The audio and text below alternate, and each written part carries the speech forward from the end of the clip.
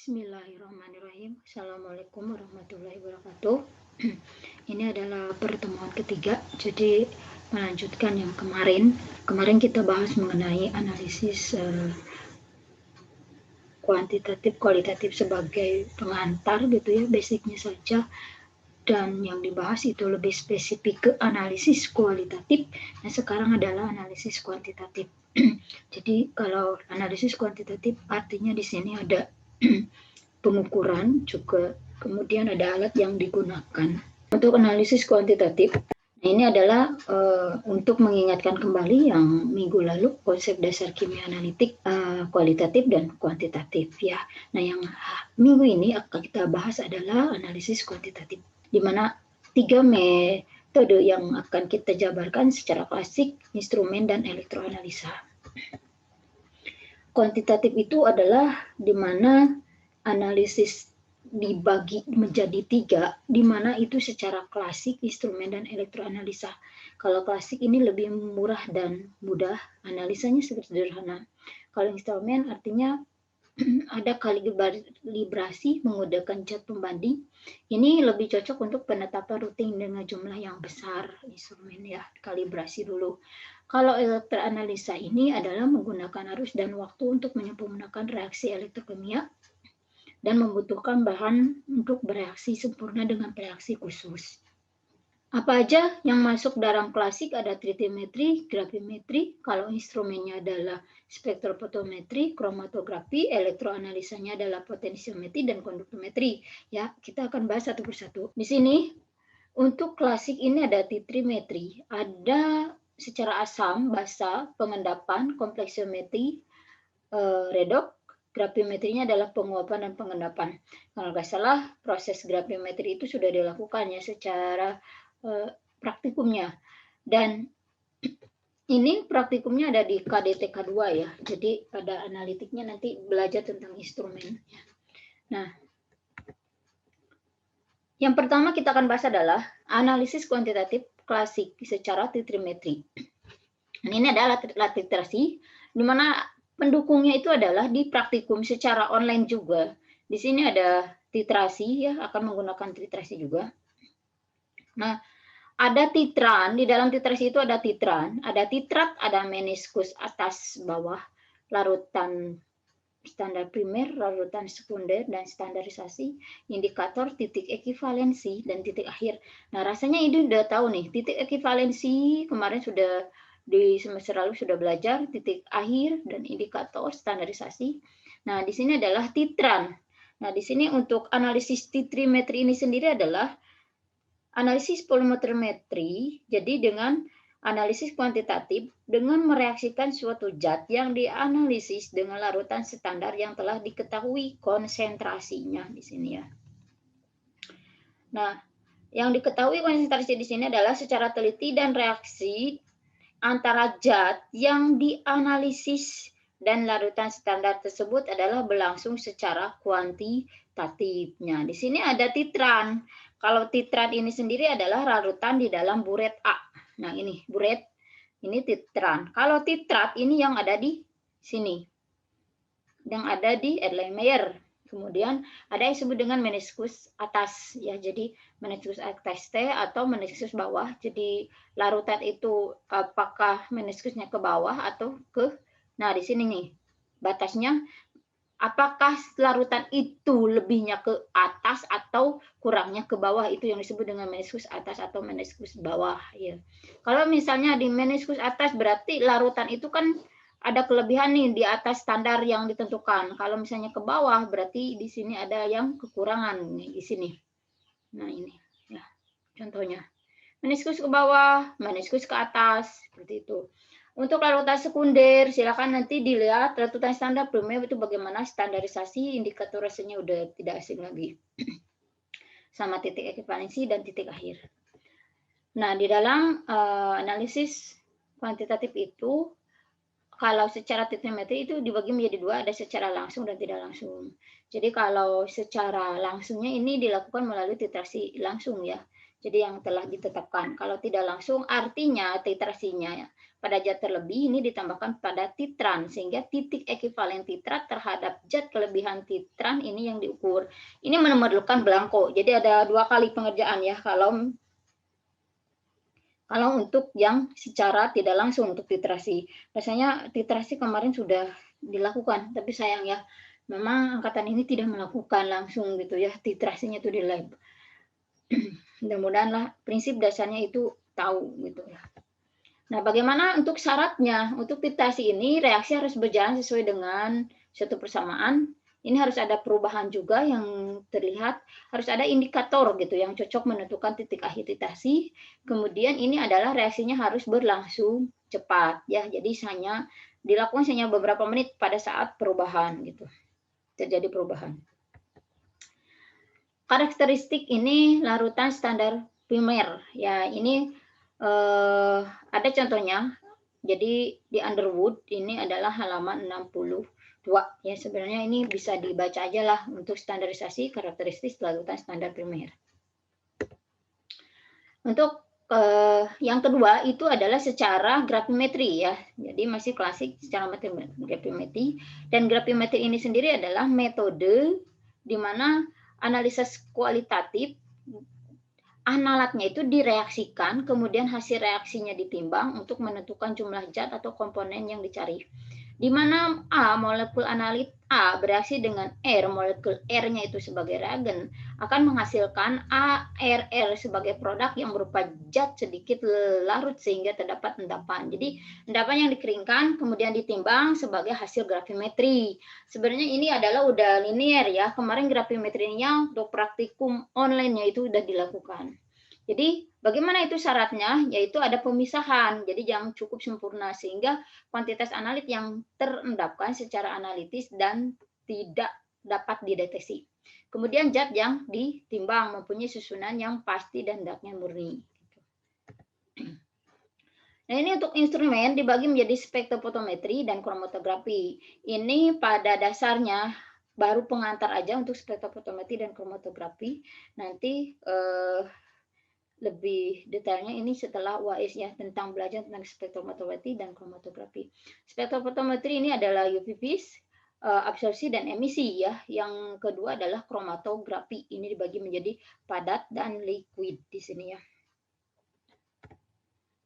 Nah, di sini ini adalah dasar dari UV ya. Nah, ini UV yang ada di lab. Jadi UV spektrofotometri yang ada di lab. Jadi di sini yang masih sederhana ya, sebenarnya masih sederhana, yang masih manual gitu ya, belum ini ya, yang di lab kita gitu. Nah, ini adalah susunan dari spektrofotometri. Dari spektrofotometri ya, dimulai dari sumber cahaya, kemudian ada pintu masuk, pendispersi, ada slit, sel sampel, detektor, dan readout-nya. Jadi yang dibaca yang terakhir. Nah, di sini di dalam spektrofotometri itu ada yang disebut dengan monokromator, absorpsi, panjang gelombang ya. Jadi ada UV, ada visible, warna komplementer di situ. Nah, jadi spektrofotometri ini adalah ilmu dalam analisa kuantitatif berdasarkan absorpsi sampel terhadap energi cahaya ya.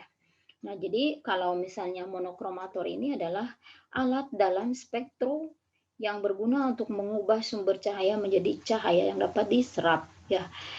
Sampel berdasarkan panjang gelombang. Di sini absorpsinya adalah penyerapan, kalau adsorpsi itu adalah penjerapan gitu ya. Itu adalah bahasa kimia analitiknya. Tolong yang kurang-kurangnya di sini ya, panjang gelombang itu apa, UV apa, visible apa, warna komplementer itu apa. Tolong nanti dilengkapi. Nah, ini untuk mendukung warna-warna spektrofotometri ya. Jadi ini sesuai dengan panjang gelombangnya di sini ya, atau jenis radiasinya. Di sini adalah warna-warna yang sesuai dengan panjang gelombang 400 sampai 435 itu lembayung. Berarti dia ada di UV ya. Warnanya kuning, hijau. Sampai terakhir adalah di 610 sampai 700 berarti biru hijau. Ini ada di Underwood 2012 ya. Warnanya itu kuning ke kuning keorangean. Nah, ini adalah spesifikasi untuk radio, mikrogelombang, inframerah, tampak, ultraviolet sampai sinar gamma ya. Jadi di sini adalah untuk spektrofotometri.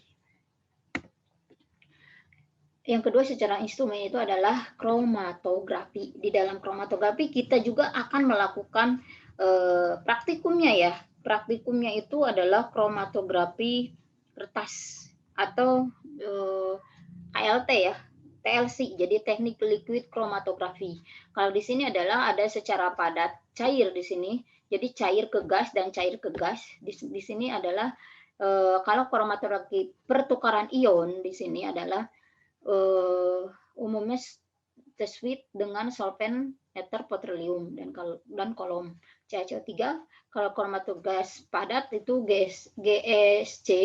Kemudian ini adalah kromatografi kertas yang akan dilakukan ya di lab, tapi sayangnya secara online gitu ya, kita hanya melihat videonya saja gitu ya. Kromatografi partisi pada kolom gel silika, kromatografi gas cairan atau GLC. Nah ini adalah untuk kromatografi. Alatnya seperti ini. Kalau untuk menggunakan gas ya, ada di sini carrier gas, di sini ada injektor gas, kolomnya di sini, detektor sebagai pembaca, kemudian di sini ada recorder hasil yang diterima. Ini adalah untuk kromatografi penukaran ion, artinya ada gas yang dilambatan. Kalau kromatografi kertas itu tidak ada ya, jadi kita hanya memakai eluen gitu. Pada titik eluen itu di mana sih senyawanya atau sampelnya itu. Itu yang kedua untuk analisis kuantitatif instrumen kromatografi. Kemudian ini adalah untuk kuantitatif elektroanalisa. Kalau untuk elektroanalisa ada potensiometri langsung, ada titrasi potensiometri, konduktometri langsung, dan titrasi konduktometri. Kita lihat di sini ya. Nah ini adalah untuk titrasi potensiometri ya di sini. Nah, titrasi potensiometri ini adalah ilmu analitik berdasarkan potensial sel galvanik yang bergantung pada aktivitas spesies ion tertentu dalam larutan sel. Jadi elektroda indikatornya harus lebih potensial dibandingkan sel yang lain. Jadi ini sebagai elektroda pembanding, jadi potensialnya itu telah diketahui. Nah, bagaimana alatnya? Ya, seperti ini. Jadi di sini adalah magnetic stirrer, kemudian ada elektroda, ada buret, kemudian ada magnetic stirrer, ya di sini ada pH meternya. Nah, kalau misalnya potensiometri langsung ini adalah jadi akan menggunakan jembatan garamnya atau langsung lah. Ini pembentukan kation dan anion sebenarnya di sini ya. Jadi ada anoda, ada katoda, ada yang membentuk Ag+ dan ada yang membentuk Cl- di sini untuk potensiometri langsung. Nah, untuk elektroanalisa yang kedua adalah konduktometri. Nah, konduktometri ini adalah metode analisis berdasarkan daya hantar listrik ketika suatu larutan perubahan konduktivitas elektrolit dapat menunjukkan perubahan konsentrasi ion total. Ya, di sini daya hantar ekuivalennya kemampuan 1 gram ekuivalen solut menghantarkan listrik di antara dua elektroda dengan jarak kedua elektroda. Ini jaraknya 1 cm. Nah, di sini bagaimana untuk pengukurannya? Ini dihasilkan dari sepasang elektroda inert dan luan penampang pada jarak tertentu. Nah, di sini. Kemudian metode konduktivitas dapat digunakan untuk menentukan titik ekuivalen atau metode titrasi. Jadi Ibu ini hanya basicnya, ini hanya memperlihatkan, nanti lebih spesifik atau aplikatifnya ya nanti di setelah UAS ya. Nah, ini adalah alat untuk konduktometrinya di sini. Jadi ada inert ya dengan jarak yang tertentu. Di sini ada variabel resistennya, ini standarnya residen. Kemudian ini adalah konduktivitas selnya. Dan ini adalah untuk melakukan suatu titrasinya dulu ya. Titrasinya dulu di sini. Untuk stokiometri kimia, ini ada kemarin sudah dibahas tentang BM, BE, MN, F, persen berat, persen forum, PPN, PPB ya. Di sini jadi pasti harus nyambung nih. Nah, ini adalah untuk asam basah, reduksi oksidasi, pengendapan atau pembentukan kompleks. Kita langsung ke sini saja, bahwa dalam stokiometri itu adalah moralitas, normalitas, dan formalitas. Pada dasarnya ini mengingatkan kembali di mana ada molaritas N per V, ada normalitas G per Bm, kemudian di sini ada M, G, Bm kali V. Bagaimana untuk normalitas? E K per V, K G per BE, dan N G BE kali V. Bagaimana dengan formalitas? Ini adalah NF per V. Yang terakhir adalah F gram BR kali V. Jadi ini keterangannya bisa dilihat ya. Nah, ini untuk perbedaan molaritas, normalitas, dan normalitas. Di sini molaritas, normalitas. Jadi kalau molaritas itu adalah konsentrasi yang didasarkan pada volume larutan, jangan sampai kebalik. Kalau normalitas adalah konsentrasi yang didasarkan pada volume larutan, tetapi juga memperhatikan jumlah elektron yang digunakan pada reaksi titasi. Seperti ini ya. Jadi ini langsung N per V. Tapi di sini kalau N ini ada ekuivalen valensinya berapa. Itu perbedaan normalitas dan molaritas. Nah, bagaimana untuk persen berat W per W plus WO kali 100%. Kalau misalnya untuk persen volume adalah persen P sama dengan P per P kali P0 kali 100%. Nah, ini untuk stokiometri ya, stokiometrinya untuk pengukuran beratnya ya. Bagaimana untuk ppm dan ppb? Jadi kita lihat rumusnya aja, bagaimana part per million dan part per billion. Ini adalah rumus dari ppm dan ppb gitu. Ini ada tugas, nanti kita akan harus dikumpulkan. Jadi ya, untuk pertemuan ketiga ini Ibu membahas tentang analisis kuantitatif, itu dibagi dari beberapa part gitu yang Ibu sudah jelaskan seperti itu. Jadi tolong dilihat lagi, dibaca lagi untuk agar bisa memahami atau menelaah untuk pertemuan ketiga. Jadi untuk pertemuan ini Ibu akhiri. Wassalamualaikum warahmatullahi wabarakatuh.